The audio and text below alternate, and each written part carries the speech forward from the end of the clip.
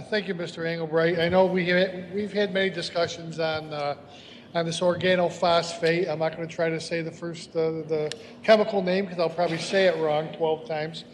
But you know, I was an applicator. I was an apple grower for many years, and I understand this pesticide very well, being used in it.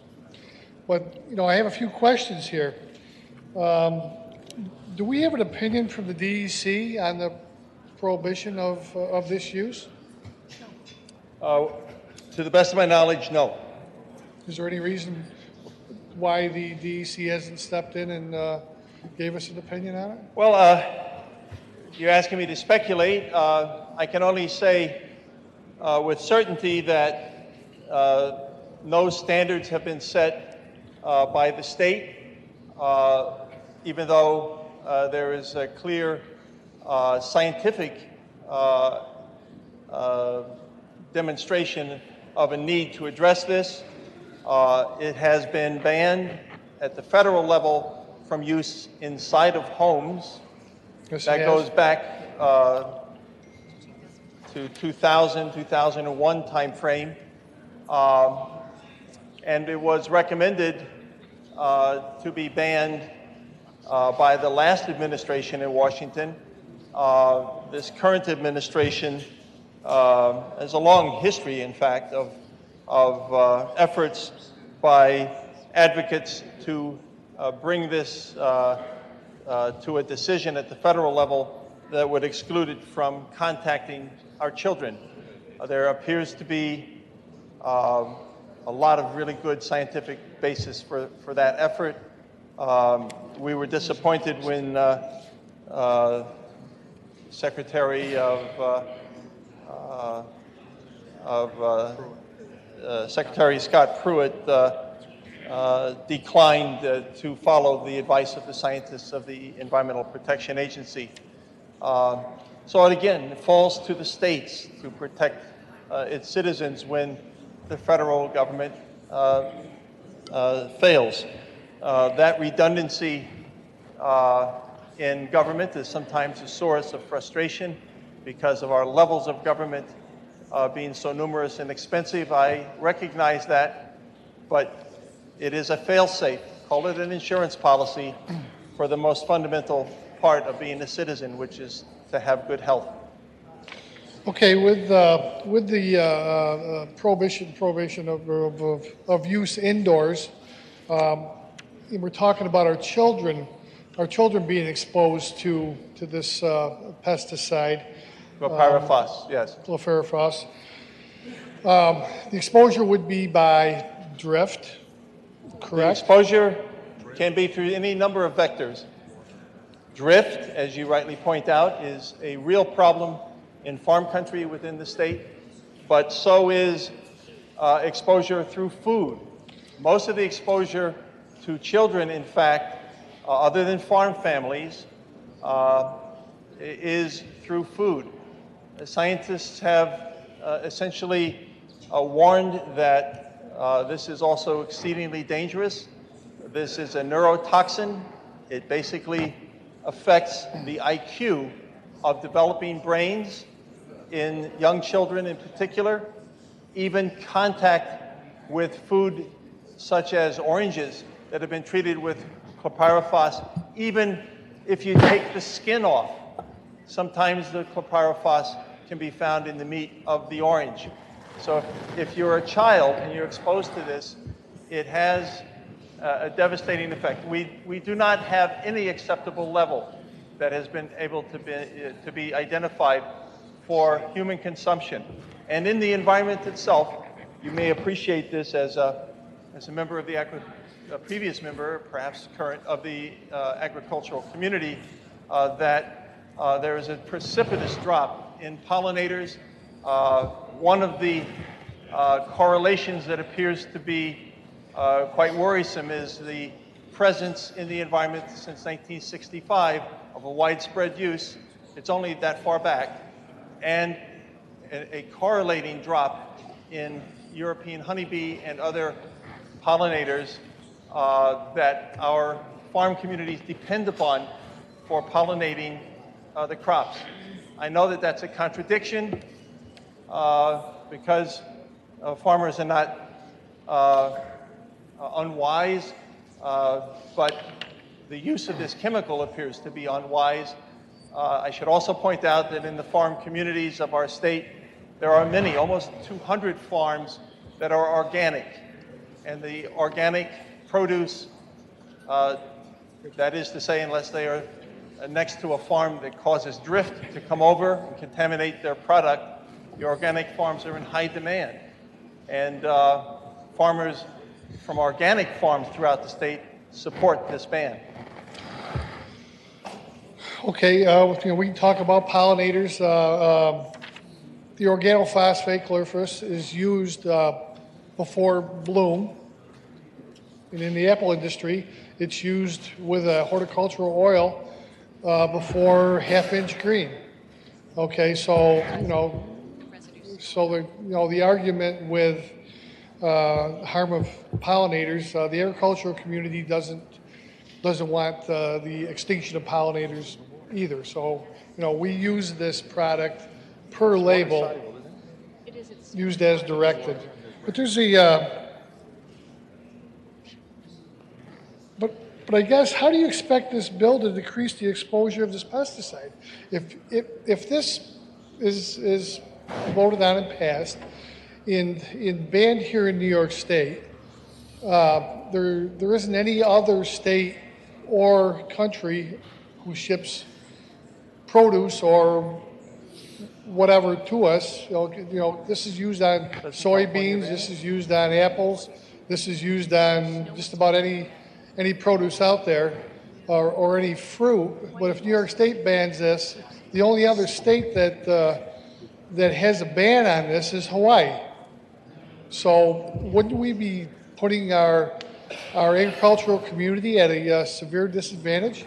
Because we're talking about a 2021 ban on applying this pesticide. And the EPA is going to look at this again in 2022 on October 1st. Well, they're required by law at the EPA to revisit this at that date. Certainly, Scott Pruitt should have acted differently. He had no scientific basis. None of the recommendations that came out of the scientific community or his own agency's scientists would have suggested that he should have acted the way he did. That notwithstanding, again, it falls to the states. Many of the states, you mentioned Hawaii, that have been watching this and not trusting the federal government to do the right thing, have acted independently already. Hawaii, as you mentioned, they have a huge pineapple industry and other tropical fruits, and California has severely restricted this, but many of the other states, including this one, have waited. We knew that the evidence was accumulating that should have led to a decision at the federal level, which would have applied to all of the states. That didn't happen for reasons that we can only speculate. They seem to be unwholesome reasons rather than wholesome ones, but we will have to have a separate debate about that. Opinion. What is clear is that it's time for New York to act, and we are trying to act in a responsible manner. Apple trees, for example, in the way that we have this crafted, would be able to, they can't spray after 2021. They would have to apply probably by brush to the trunks of the trees. That, however, is a measure that still is not satisfactory. We believe that this extraordinarily water-soluble and toxic chemical will still find its way into produce. So this is a first step, an important step. What's at stake is really a choice between the health of our children, particularly the youngest among us, and the continued convenience of use of a chemical that is relatively new to the market. 1965 wasn't so long ago. So we've had all of the benefits of apple production and other fruits and vegetable production for many years in this state, for several centuries, that did not rely upon the use of chlorpyrifos. Well, it's not just an apple product. We talk about how to apply this to the trunks of the trees. It's sprayed on, and it's not just applied to the trunks of the trees. It's applied to the whole tree. It's not an aerial spraying. It isn't. Well, it's not a. It shouldn't be. Well, it's not a helicopter. It's an air blast sprayer pulled behind your tractor. So it is an aero spray. Well, in which case, I question what you inferred a moment ago, which was that there would be no damage to pollinators. Well, so it was my understanding, and thank you for giving me more information, but it was my understanding that this would be very neatly applied by brush to the tree trunks. You're telling me that it's still a spray device? I know that that will affect pollinators. Well, this is put on pre-bloom. Okay, and we talk about bud development. Put on the bees are active almost all year, unless it's so cold that they can't get out of the hive. I was a beekeeper. I understand.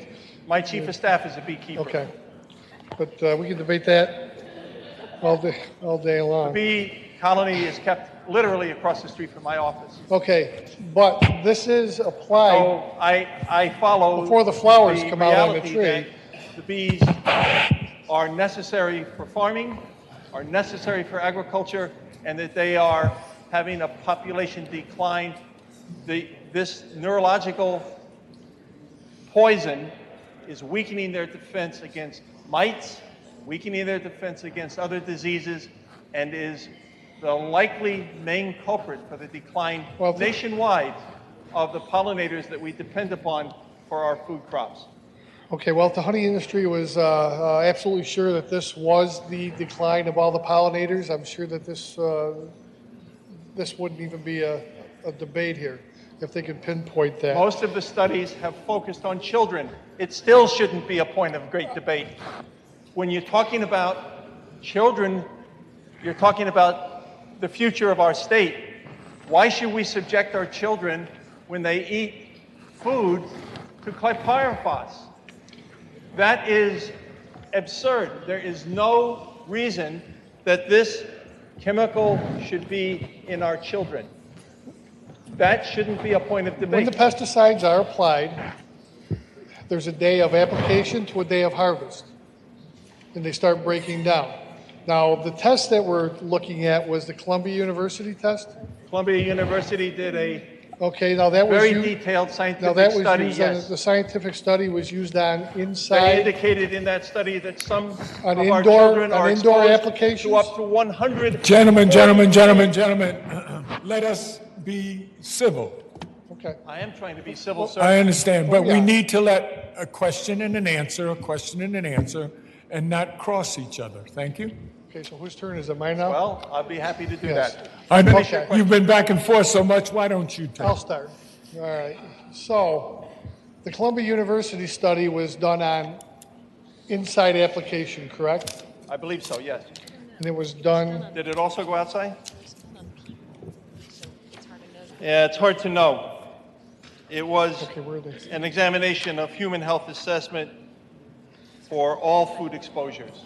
So that would not necessarily, I believe it was mostly in an urban setting, though. It was in an urban setting. It was in the Bronx and some other place down in the city.